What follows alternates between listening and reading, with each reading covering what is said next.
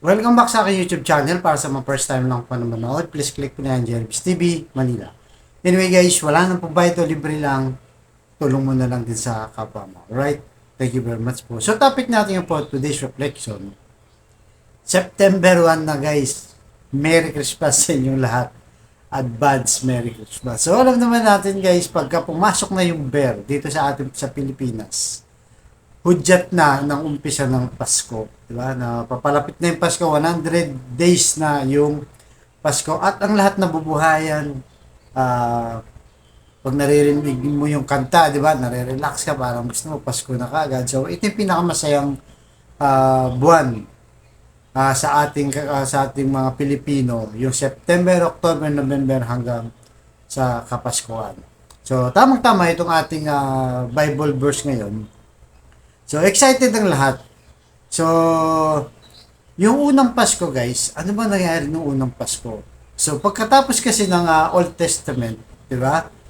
Mula kay Abraham, kila Moises, ang daming propetang pinadala ng Diyos para sa sangkatauhan. So, pagkatapos nung kay Malakia, yung huling propeta nagsulat noon, nag-stop.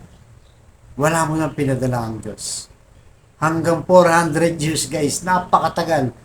400 years, walang pinapadala. Hindi nagpaparamdam ang Diyos sa mga propeta, wala sang pinapadala. So as in, yung tao naghihintay, bakit po na dumarating? Bakit tahimik ang Diyos? Silent 400 years na walang dumarating. Pero bago yan, nangako na na isisilang ang tagapagligtas ng sangkatauhan.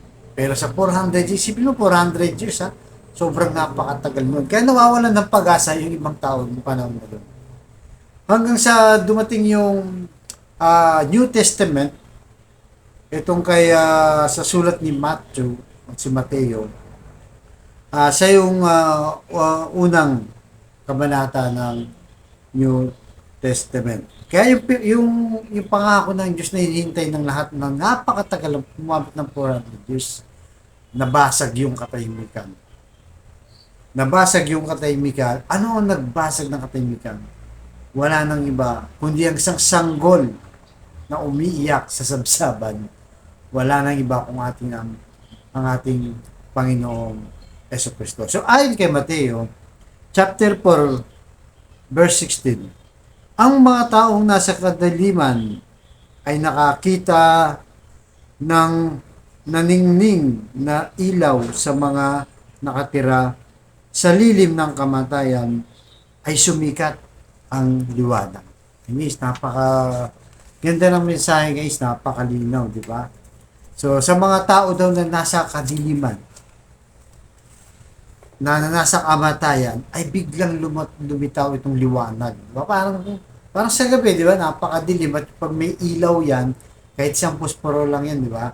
O lighter, pagka inilawan mo yan, makikita mo na naliliwanag na, may makikita ka ng pag-asa. So, yung sa sitwasyon natin, parang ganito lang din yan, di ba? Na lugmok ka sa iyong problema, di ba? Matindi yung sakit mo, bedridden ka na, di ba? O may mga cancer na sa pamilya mo, lubog ka na sa utang, mga dagok na sa buhay, parang ganun ba? Wala nang kapag-asa kung titignan mo yung buhay mo. Dahil sa dami at patong-patong at sunod-sunod na problema, halos hindi ka na makakilos. Hindi ka na makapag-isip na mas. Wala ka ng peace of mind. Di ba?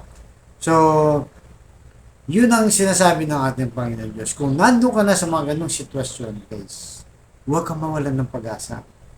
Kaya nga dumating ang ating Panginoong Jesus 2,000 years ago.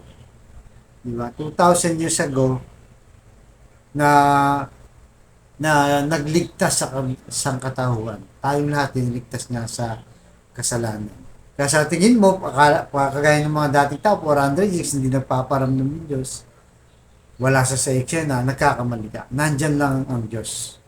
So lalo pa ngayon, nandito na, at maswerte tayo, di ba? Inambutan natin ng Panginoong Yesus na marami nag-aasam dyan nung unang panahon na maabutan siya at hindi na inabutan. Tayo, 2,000 years ago na lumipas, di ba? Na hanggang ngayon, pinapangaral ng ating Panginoon Jesus na ngayon kasama natin. Kaya huwag kang mabahala.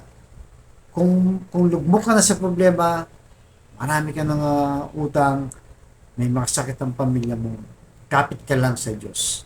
Dahil itong liwanag na to, sakto ngayon, Christmas, isang paalala sa atin, lalo sa ating mga Pilipino, na nandyan ng Diyos, na laging handang tumulong sa iyo, ano man ang problema mo, gaano man yung kabigat, hindi ka niya pabayaan. Basta manatili lang ang relasyon mo sa Diyos, tuloy lang ang pagdasal mo, tuloy lang ang pagsimba mo, tiyak yun, hindi ka pababayaan ng ating Panginoon ng Diyos. Kaya, yung malapit na pagdating ng Pasko, hindi ito sa regalo, guys.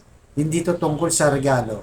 Part lang yan ng celebration natin sa Pasko. Tungkol ito sa Mesiya na binigay ng Diyos na regalo sa atin ng Amang nasa langit, na wala ng iba kundi ang ating Panginoon Jesus. Yan ang pagdasal natin na sa ating buhay na laging may liwanag sa kabila ng matinding problema na ating naranasan. So tapo yung manalangin. Panginoon Diyos, maraming salamat po.